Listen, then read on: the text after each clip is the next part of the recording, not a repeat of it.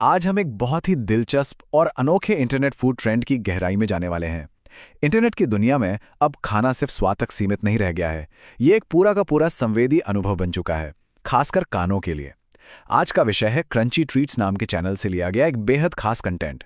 इस चर्चा के जरिए हम ये डिकोड करेंगे कि कैसे एक साधारण सा कुकिंग कंटेंट सिर्फ अपने टाइटल और बैकग्राउंड की आवाज़ों के दम पर एक पूरी कहानी बयां कर देता है। बिना ज्यादा शब्दों का इस्तेमाल किए सिर्फ आवाजों से दर्शकों का ध्यान कैसे खींचा जाता है, यही आज का मुख्य विषय है। तो सबसे बड़ा सवाल ये उठता है कि जब कोई डिजिटल कुकिंग शॉट पर क्लिक करता है तो वो असल में क्या सुनना चाहता है। क्या लोग एक लंबी चौड़ी रेसिपी की उम्मीद कर रहे होते हैं? बिल्कुल नहीं। आधुनिक इंटरनेट संस्कृति में इंसानी आवाज से ज्यादा स्ट्रीट फूड की असली आवाजों को तवज्जो दी जाती है। स्क्रीन के उस पार बैठे दर्शकों को तिल की छनछनाहट, ब्रेड के कुरकुरे होने की आवाज और पैन पर टकराते स्पैचुला का वो नेचुरल साउंड चाहिए। इंसानी आवाज शायद इस पूरे अनुभव को खराब कर दे।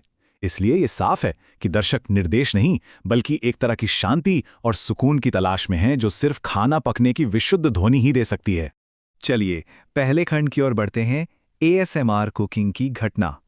जरा इस टाइटल पर गौर करते हैं, crispy bread roll ASMR cooking. सिर्फ एक शब्द क्रिस्पी यानी कुरकुरा सुनते ही दिमाग में एक बहुत ही स्पष्ट और शक्तिशाली संवेदी छवि बन जाती है। प्ले बटन दबाने से पहले ही दिमाग उस कुरकुरेपन को महसूस करने लगता है।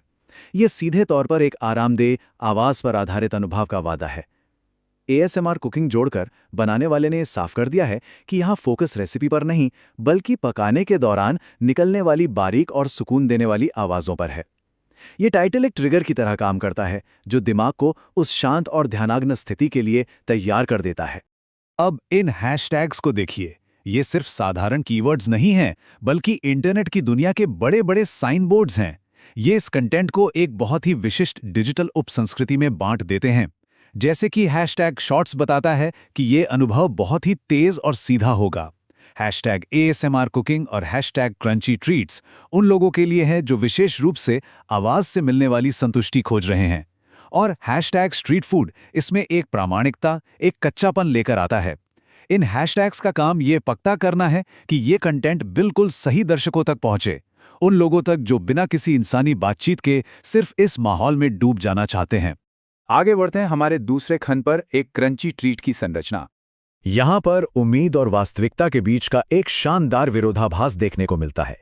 एक तरफ हमारे पास अत्यधिक वर्णनात्मक और मुंह में पानी ला देने वाला मेटाडेटा है, जो बहुत बड़े बड़े वादे करता है और एक समृद्ध संवेदी दुनिया की ओर खींचता है।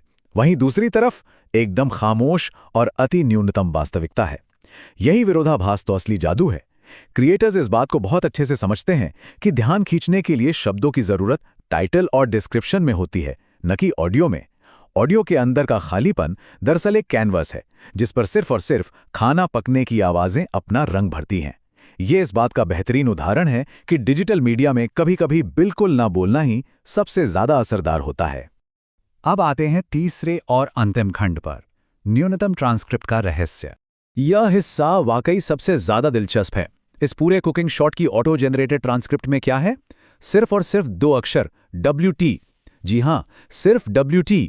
एक ऐसा वीडियो जिसमें खाना पकाने की पूरी प्रक्रिया दिखाई गई हो, उसमें मशीन को सिर्फ ये 2 अक्षर सुनाई दिए। ये बहुत ही हास्यास्पद है, लेकिन साथ ही ये भी साबित करता है कि एएसएमआर की दुनिया में उबलते तेल और ब्रेड की चरमराहट इंसानी शब्दों की जगह ले लेती है। मशीन लर्निंग एल्गोरिथम जिससे शब्दों को पहचानने की ट्रेनिंग मिली है, शायद किसी खुरचने या तलने की आवाज को WT समझ बैठा। ये छोटी सी तकनीकी गलती दरअसल इस बात का सबसे बड़ा सबूत है कि यहाँ इंसानी भाषा की कोई जरूरत ही नहीं है। यहाँ राज चलता है तो सिर्फ बनावट और ध्वनि का। इस पूरी चर्चा को समेटते हुए ये सोचना बहुत जरूरी हो जाता है कि एक पारंपरिक स्क्रिप्ट का ना होना कोई कमी नहीं, बल्कि इस कंटेंट की सबसे बड़ी खूबी है। यही वो शांत और संवेदी अनुभव है जिसकी तलाश में आज का दर्शक इंटरनेट पर आता है। WMT सिर्फ एक मशीन की गलती नहीं है, बल्कि एक नई डिजिटल भाषा का प्रतीक है। एक ऐसी भाषा जहां भोजन की आवाज ही सब कुछ कह जाती है। तो अंत में यह सवाल जरूर उठता है, क्या आज हम जानकारी पाने के लिए मीडिया देख रहे हैं या सिर्फ महसूस करने के लिए?